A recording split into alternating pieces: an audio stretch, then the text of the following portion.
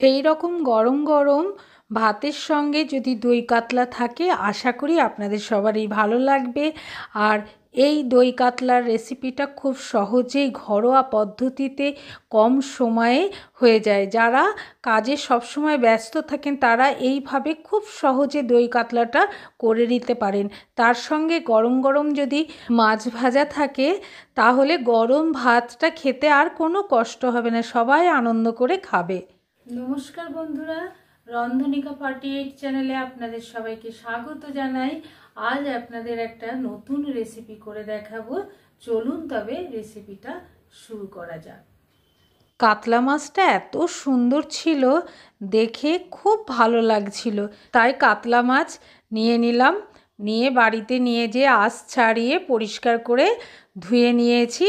তারপর মাছটাকে 4 পিস করে নিলাম আর কিছুটা রেখে দিলাম। তার ভেতরে লেবুর রস দিয়ে দিলাম আর রঙের জন্যে কাশ্মীরি লঙ্কার গুঁড়ো দিলাম আর একটু হলুদ দিলাম। তারপর স্বাদ অনুসারে লবণ দিলাম। লবণটা দেওয়া হয়ে গেলে তারপর সর্ষের তেল দিয়ে দেবো। দিয়ে মাছটাকে খুব সুন্দর করে মাখাতে হবে। প্রত্যেকটা মাছ আলাদা আলাদা করে ভালো করে নুন, হলুদ, কাশ্মীরি লঙ্কার গুঁড়ো, লেবুর রস খুব ভালো করে মাখিয়ে নিয়ে আধা ঘন্টা যদি ম্যারিনেট করে রাখতে পারেন তাহলে মাছটা খুব ভালো হবে। আর যদি সময় না থাকে 10 থেকে 15 মিনিট রেখে দিলে খুব ভালো হয়। মাছটাকে মাখিয়ে রেখে দিলাম ঢাকা দিয়ে। আর পেঁয়াজটাকে এইভাবে কেটে নিলাম। ছেলেকে বললাম একটু কেটে দে, সময় ছিল না, খুব তাড়াহুড়ো করে মাছটা করেছি। আমার ছেলে পেঁয়াজটা কেটে দিল। আর এই দিকে মশলা টশলা যা লাগবে সেগুলো আস্তে আস্তে রেডি করে নিতে হবে। আপনাদের যদি এই দই কাতলার রেসিপিটা ভালো লাগে তাহলে সাবস্ক্রাইব করে নোটিফিকেশানটা অন করে রাখবেন, যাতে সবার আগে আপনাদের কাছে নোটিফিকেশানটা পৌঁছে যায়। তারপর একটা মিক্সি জার নিয়ে তার ভেতর দই নিয়ে নেব 4 চামচ, নিয়ে ঢাকা লাগিয়ে দইটাকে প্রথমে ফেটিয়ে নিতে হবে। তারপর আবার ঢাকাটা খুলে নিয়ে অল্প একটু ময়দা দিয়ে আবার ফেটিয়ে নিতে হবে। আর এই দিকে কড়াইটা গরম বসিয়ে দিয়ে তার ভেতর তেল দিয়ে দিলাম।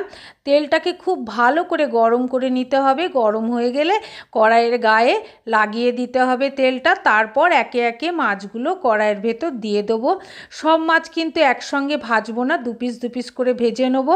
এইভাবে মাছটা তেলের ভেতর দিয়ে দিলাম। নিয়ে মাছটাকে মিডিয়াম টু লোতে বসিয়ে রেখে দেবো ভাজার জন্যে। তার মাঝখানে আবার একটু পেঁয়াজ কুচি পেস্ট করে নিলাম। পেঁয়াজটা কাটা ছিল, কুচিয়ে নিয়েছিলাম। এবার পেঁয়াজ পেস্টটা যখন হয়ে যাবে বাটিতে আস্তে আস্তে ঢেলে রাখতে হবে। মাছ ভাজতে ভাজতে আপনারা যদি সব জিনিসগুলো রেডি করে নেন তাহলে করতে খুব অল্প সময় লাগবে। একদিক যখন মাছটা ভাজা হয়ে যাবে আর একদিক উল্টে ভেজে নেব। সব সময় খেয়াল রাখতে হবে মাছটা কিন্তু মিডিয়াম টু লো ফ্লেমে ভাজতে হবে। এইভাবে দুদিকই মাছটা ভেজে নেব। মাছটা কিন্তু খুব বেশি ভাজবো না, হালকা হালকা করে ভেজে একটা ডিশে তুলে নেব। মাছগুলো ডিশে তোলার পর কড়াইয়ে যে তেলটা থাকবে তার ভেতরে মাছগুলো দিয়ে দেবো। ভাজতে দিয়ে আবার কিছু মশলা পেস্ট করতে হবে, সেই মশলাগুলো তৈরি করে নিই। প্রথমে দিয়ে দিলাম 10-12 কোয়া কাজু, তারপর চালমগজ দিলাম 1/2 চামচ, পোস্ত দিলাম 1 চামচ, আর তার সঙ্গে দেবো 1/2 চামচ মৌরি আর কাঁচা লঙ্কা দেবো 2টো। নিয়ে ঢাকা লাগিয়ে মিহি একটা পেস্ট তৈরি করে নেব। আপনারা যদি কাঁচা লঙ্কার পরিমাণটা বাড়িয়ে নেন তবে নিতে পারেন। এইবার পেস্টটা হয়ে গেলে একটা বাটিতে ঢেলে রেখে দেবো। এইভাবে 3 রকম পেস্ট তৈরি করে আগে রেডি করে নিতে হবে, তারপর মাছটা তৈরি করতে হবে, তাহলে করতে একটুও টাইম লাগবে না।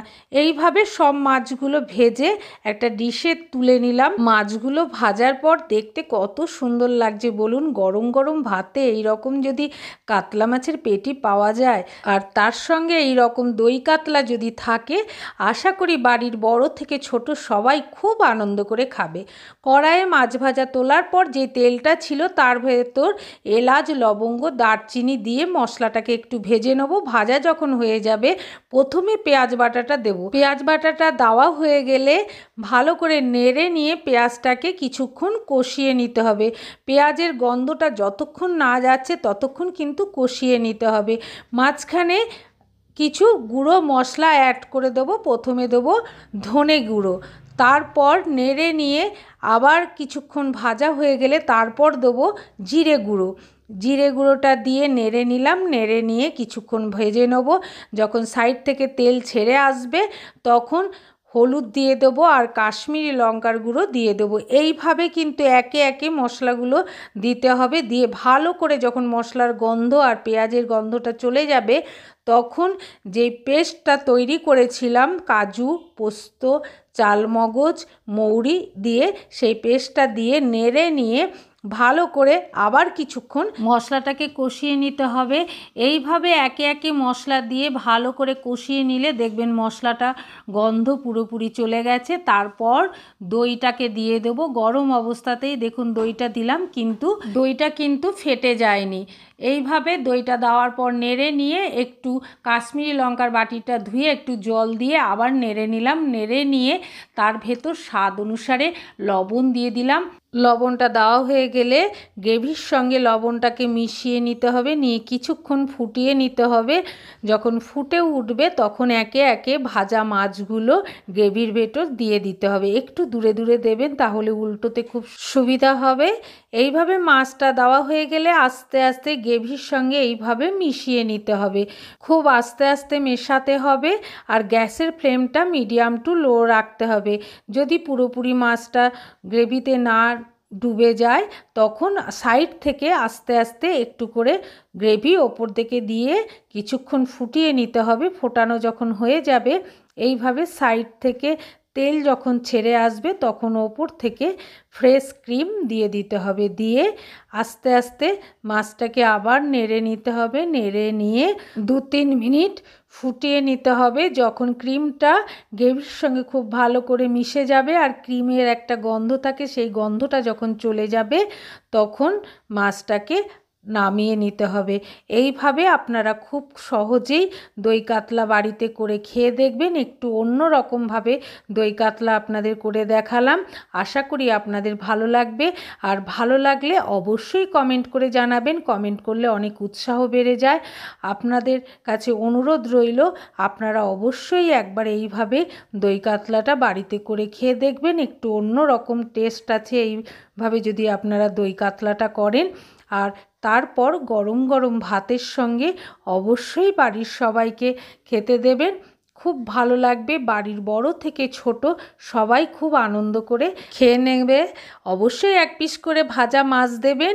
আপনারা সবাই ভালো থাকবেন, সুস্থ থাকবেন, সাবধানে থাকবেন। আপনাদের যদি ভালো লাগে তবে ছোট্ট করে একটা লাইক দিয়ে শেয়ার করে দেবেন। পরে আবার আপনাদের সঙ্গে নতুন একটা রেসিপি নিয়ে দেখা হবে।